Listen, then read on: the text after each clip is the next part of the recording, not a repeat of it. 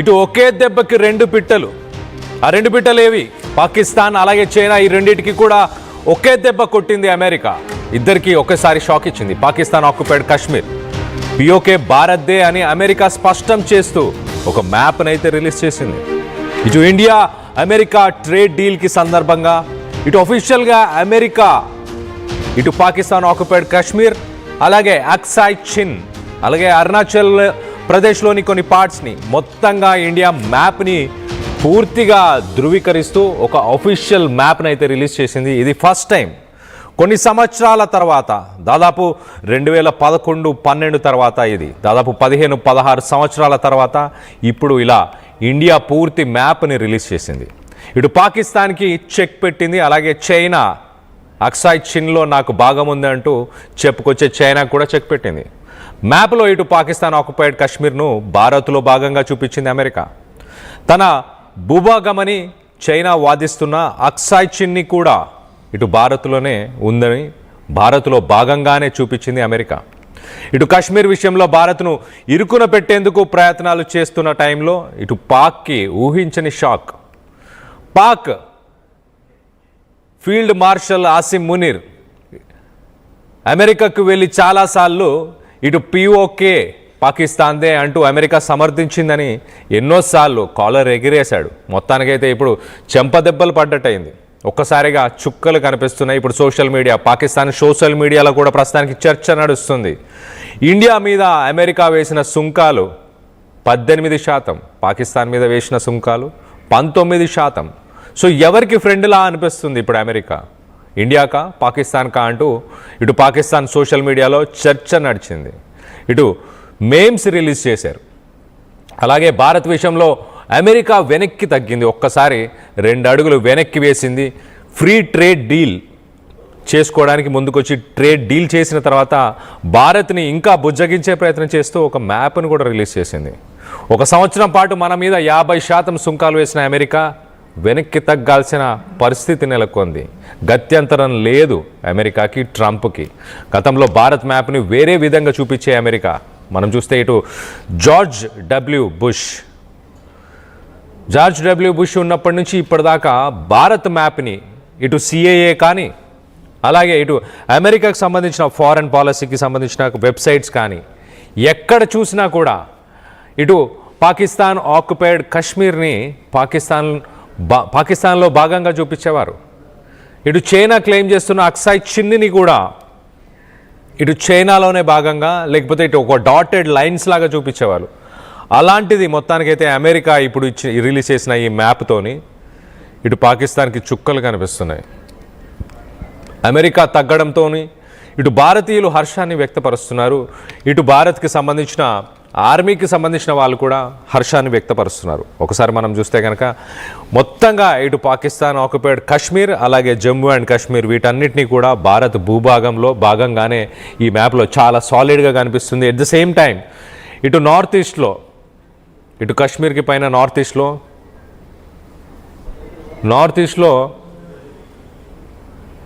ఇటు అక్సాయ్ చిన్, చైనా ఏదైతే పైన రైట్ సైడ్లో ఉన్న చైనా క్లెయిమ్ చేస్తున్న ఏరియాని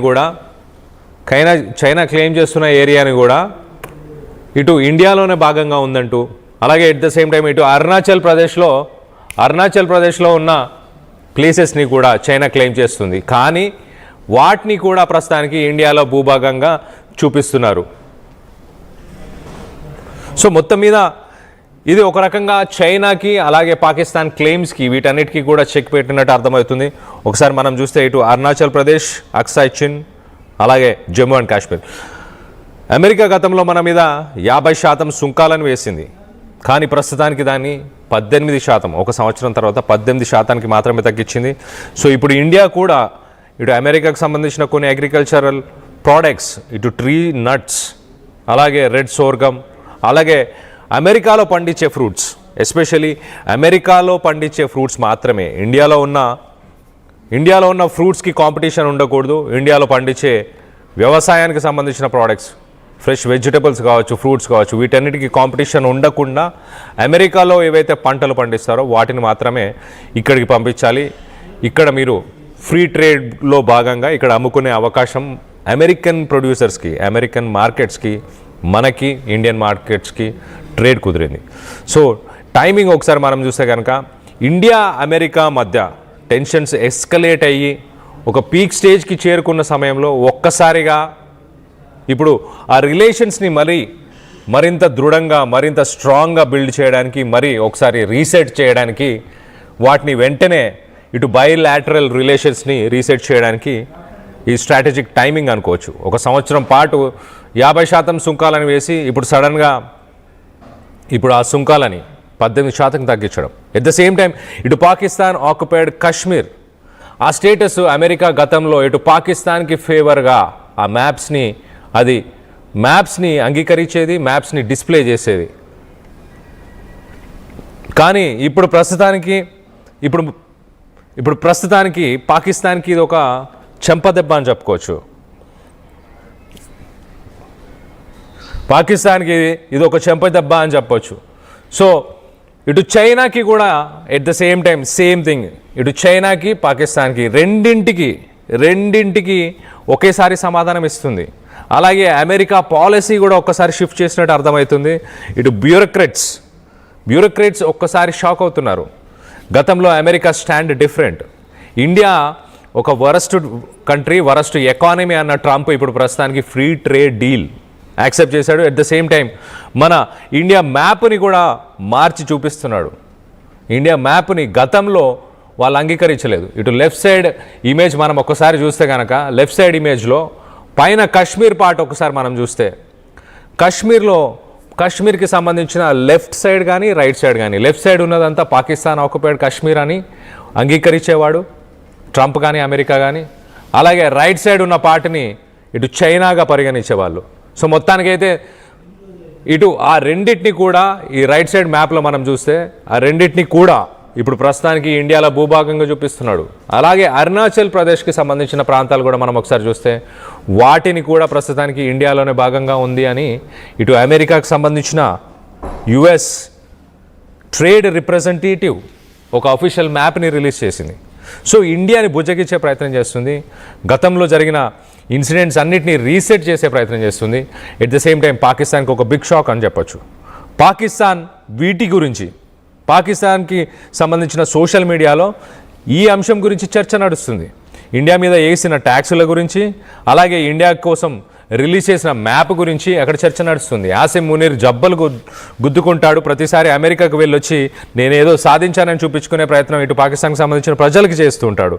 కానీ అక్కడ ప్రజలు ఇప్పుడు అవన్నీ నమ్మట్లేదు. అవన్నిటి మీద ప్రస్తుతానికి మేమ్స్ కూడా నడుస్తున్నాయి. సోషల్ మీడియాలో చర్చ నడుస్తుంది పాకిస్తాన్లో, ఇండియానే అమెరికాకి ఇంపార్టెంట్ అంటూ. ఈ గతంలో అమెరికా ఇటు పాకిస్తాన్తో ఉన్న రిలేషన్స్, అలాగే ఇండియాతో ఉన్న రిలేషన్స్ని బ్యాలెన్స్ చేసే ప్రయత్నం చేస్తుండేది. ఇటు పాకిస్తాన్ ఆక్యుపైడ్ కశ్మీర్ని ఒక డిస్ప్యూటెడ్ ఏరియాగా చూపించేది గతంలో, కానీ ప్రస్తుతానికి ఇండియాలో భూభాగంగానే చూపిస్తుంది. సో అనలిస్టులు కూడా రిలీజ్ చేసిన మ్యాప్లో కూడా మనం ఒకసారి చూస్తే కనుక ఆ యారో మార్క్స్ కూడా చాలా క్లియర్గా ఇటు కశ్మీర్ని పాయింట్అవుట్ చేస్తున్నాయి, చాలా క్లియర్గా రౌండ్ ఆఫ్ చేస్తూ కూడా ఉన్నాయి. ఆ మ్యాప్ని కూడా ఒకసారి చదివి వినిపించే ప్రయత్నం చేస్తాయి. ఇటు India eliminates or lowers tariffs on all US industrial goods and a wide array of agricultural products. ఇది అమెరికా ట్రేడ్ రిప్రజెంటేటివ్ డిపార్ట్మెంట్కి సంబంధించిన ఆఫీషియల్ మ్యాప్. దీంట్లో చాలా క్లియర్గా ఇండియా ఇటు సుంకాలను తగ్గిస్తుంది, లేకపోతే పూర్తిగా సుంకాలే లేకుండా చేస్తుంది.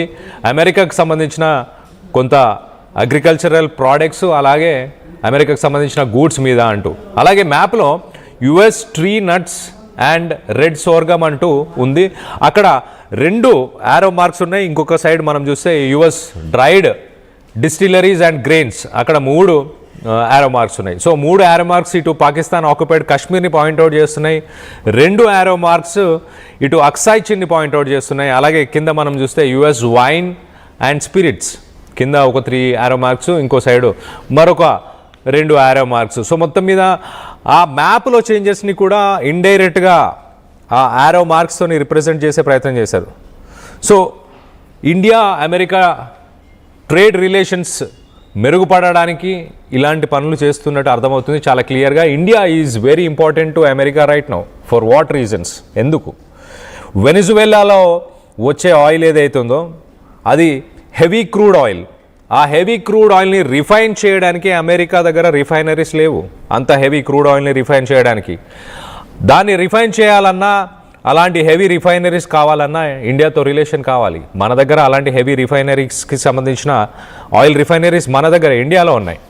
సో వెనిజువేలా నుంచి ఆయిల్ తీసినా దాన్ని రిఫైన్ చేయడానికి ఇండియాకు పంపించాలి. At the same time sale చేయాలనుకున్నా కూడా, ఒకవేళ ఆ ఆయిల్ని వెనిజువేలా నుంచి ఆయిల్ని సేల్ చేయాలనుకున్నా కూడా ఆయిల్కి మార్కెట్ ఎవరున్నారు? ఖచ్చితంగా ఇండియా లాంటి హెవీ యూజర్సే కావాలి. సో ప్రపంచంలో highest population, usage of fuel, oil అన్నీ కూడా ప్రస్తుతానికి ఇండియా. మార్కెట్ మనమే, రిఫైన్ చేయడానికి కూడా మన దగ్గరే రిఫైనరీస్ ఉన్నాయి. ఎట్ ద సేమ్ టైం ఒకవేళ బై ఛాన్స్ ఇరాన్ని కూడా టేక్ ఓవర్ చేస్తే అమెరికా, ఇరాన్ ఆయిల్కి కూడా మార్కెట్ కావాలి. వీటన్నిటికీ market, at the same time ఆయిల్ని రిఫైన్ చేసుకోవడానికి కూడా రిఫైనరీస్ కావాలి. వీటన్నిటికీ ఇండియాతో రిలేషన్స్ కావాల్సిందే. ఇండియాని పక్కన పెట్టే ఆప్షన్ లేదు. ఇటు ఏషియన్ కంట్రీస్కి బ్యాలెన్స్ చేస్తూ, జియోపాలిటికల్ సిచ్యువేషన్స్ని బ్యాలెన్స్ చేయడానికి ఇండియాతో ఆ రిలేషన్స్ని కంటిన్యూ చేయాల్సి వస్తుంది. దానికి ఇంకో ఆప్షన్ లేదు అంటూ ట్రంప్కి అందరు చెప్పుకొచ్చారు. తన అడ్వైజర్స్, ఫైనాన్షియల్ అడ్వైజర్స్ కావచ్చు, ఫారెన్ పాలసీ మేకర్స్ కావచ్చు. సో మొత్తానికి ట్రంప్ అలాగే అమెరికా ఒక 2 మెట్లు దిగి వచ్చి ప్రస్తుతానికి ఇండియాతో రిలేషన్ మెరుగుపరచుకోవడానికి ఆ మ్యాప్ని కూడా రిలీజ్ చేసినట్టు తెలుస్తుంది. అలాగే ఫ్రీ ట్రేడ్ డీల్ని కూడా యాక్సెప్ట్ చేసినట్టు తెలుస్తుంది. సో దీనికి సంబంధించి మీరేమనుకుంటున్నారు? అమెరికాకి గత్యంతరం లేకువ మళ్ళీ ఇండియా దగ్గరికి కాలబేరానికి వచ్చిందనుకుంటున్నారా? ఇటు పాకిస్తాన్ అలాగే చైనా, ఈ రెండిటికి కూడా ఒక్కసారే బుద్ధి చెప్పే ప్రయత్నం కూడా చేస్తుందా ఇండియాతో రిలేషన్స్ మెయింటైన్ చేయడానికి? దీనికి సంబంధించి మీరేమనుకుంటున్నారు? మీ అభిప్రాయాలని కింద కామెంట్ రూపంలో తెలియపరచండి.